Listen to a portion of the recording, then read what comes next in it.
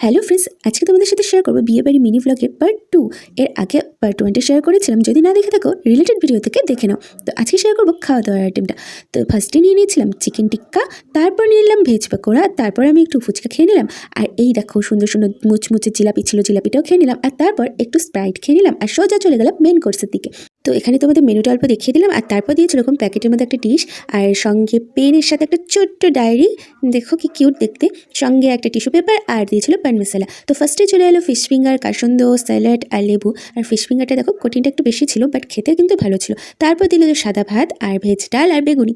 তারপর দিয়ে দিল কাতলা মাছের কালিয়া, মাছটা কিন্তু দারুণ ফ্রেশ ছিল। তারপর ছিল চিংড়ি মাছের মালাইকারি, বাট আমি ওটা খাই না, তাই বুনুর থালা থেকে একটু দেখিয়ে দিলাম তোমাদের। আর তারপর চলে এলো ফ্রাইড রাইস আর মাটন কষা। মাটন কষাটা খেতে কিন্তু দারুণ হয়েছিল, আমি তো দুবার নিয়েছিলাম। আর তারপর দিয়ে দিল আমের চাটনি, যেটা আমার সব থেকে বেশি প্রিয়। তারপর দিল পাঁপড়, খেজুর গুড়ের রসগোল্লা, সন্দেশ আর দই। তো ভিডিওটা ভালো লাগলে লাইক করো, আর চ্যানেলে নতুন থাকলে সাবস্ক্রাইব করে পাশে দেখো।